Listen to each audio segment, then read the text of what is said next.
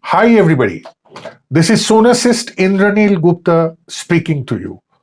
I hope that all of you, along with your families, are doing well during this pandemic. I'm an educational evangelist, consultant, edupreneur, and storyteller. I have had the privilege of running K-12 schools all over India, like running schools for James Education India, Ashok Hall Group of Schools, OP Jindal Group of Schools, Silver Oak International School, DPS, and likewise. I have discovered a method known as high maths, which translates into histrionics into education through music, arts, dance, drama, and sports. I have collated all these methods and brought it into the curriculum so that the students can learn through these by hands-on training. And for this, you will be very glad to know that I have received an international award for the same. Now, I'm going to explain an interesting chapter of your life. That is, how you are concerned to your own physiology. What are the principal connectors? Is it not an interesting story written by Mother Nature? You are actually connected to others through light and sound, but connection with yourself depends only on sound or words of different languages. These sounds are of four definite and different types. They are Boikhori, Madhyama, Pashwanti, and Pora sounds. Now the question is, how do they work? In this context, let us please take the exemplary story that Acharya Sanjay Chakravarti has written in one of the chapters of his very popular book, The Perfect Note for Life.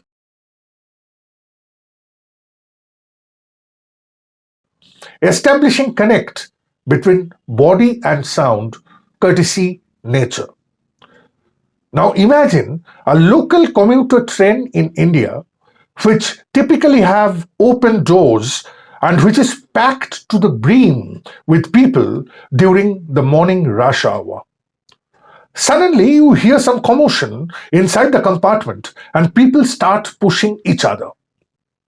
In this commotion and pushing around, you suddenly see that you are unable to control yourself physically and would perhaps be thrown out of the open doors of the local train. Through the sensory nerves, your sense organs have already sent a message to that effect to your brain. The peripheral and the autonomous nervous systems are both on high alert now. The present crisis will bring about a change in the chemical balance residing inside your brain from the earlier state. Anything from A, B, C, D to 1, 2, 3, 4, or sentences of any kind are all stored and remain alive in your brains as chemicals. Of all the different chemicals that lie stored inside your brain, the chemicals that will at that moment be called for is for the word help. When a sound resides as chemicals inside our brains, that sound is known as Pora sound. The Pora sound is not a sound that can be spoken or heard.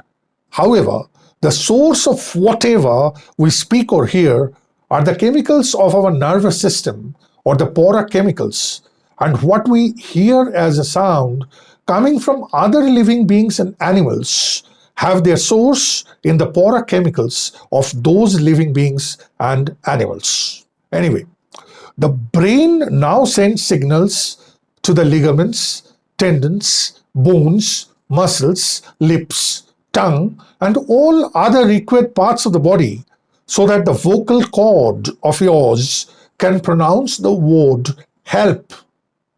The motor nerves deliver the message. Depending on the clarity and loudness of how one says help would lie the chances of the person either being alive inside the compartment or being thrown away from the train.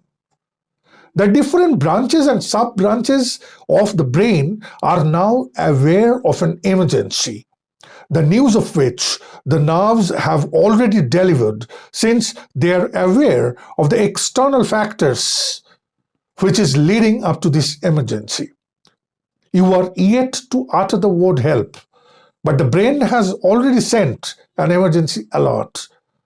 Starting from the veins, the subsidiary veins, to the bones, muscles, blood, hormones, and neurohormones, all are now aware of the external circumstances and the onset of danger, which they are now absolutely ready to tackle. The blood pressure has shot up. Adrenaline oozing has also gone up by a few notches. To be able to tackle this emergency, the liver has also taken the necessary steps to supply sugar in excess quantities. The nerves are right now on high alert, engaged in sending every single message to the brain. To cut a long story short, multiple elements inside your body are taking thousands of different initiatives and yet struggling to save you. To be able to save you, there is probably a need for help from some external source. Unfortunately, the external source or other people around you are probably still not aware of the fact that you are in need of help. They have to be made aware. You have to awaken the parachemicals within the other people around you, and only then can you hope to be saved, else you die. You cry out aloud, almost screaming at the top of your lungs, "Help!" The sound of help enters the ears of people around you. Under the influence of the parachemicals in the brains of the people around you, which was aroused by the sound of help, the relevant chemicals of Madhyama are now aroused in their respective brains. In the parlance of sound or music, this is known as the Madhyama sound. Madhyama sound is not a sound which we normally use in our day-to-day conversations. It is the sound which we silently hear in our minds when we think. Do notice that when you think, you typically do that in your mother tongue, which may be words or sentences, with a few exceptions, of course. You may not be uttering a single word, but your mind seems to be talking continuously, mainly in your mother tongue, isn't it? Thus, the people around you who were engaged in pushing each other all this while suddenly become conscious when they hear the sound, "Help!" Their mental appearance undergoes an immediate change. They are now determined to do something about it, else they know that one of their co-passengers would be soon thrown out of the train, resulting in instant death. Your co-passengers immediately stop all their thoughts and concentrate on how to save you from death. They put all their might and effort and collectively help you pull back from the jaws of death to the safety and comfort inside the train compartment. Had it not been for your co-passengers, you may have definitely died. No one would have helped you if you had not shouted out, "Help!" on that day. The sound that we can normally hear is known as boikhori. All the noise and sound that our ears allow us to hear are in boikhori form. The primary reason for you being alive on that day were the parachemicals in your brain triggering your boikhori sound, and the resultant boikhori sound being heard by your co-passengers, resulting in the arousal of para kind of biochemicals inside their respective brains. The sound that is in the form of para kind of biochemicals which reside as a chemical within your brains. The same acoustic chemical is known as para sound. Merely uttering the boikhori sound "help" may not be of much use unless it is able to trigger the correct para chemicals inside the brains of your co-passengers when they hear the boikhori sound "help." Just for the sake of argument, let us assume that all your co-passengers are lunatics. As they hear the sound "help," their brain gives rise to the thought of cake. Kek. You are almost about to be thrown out of the train.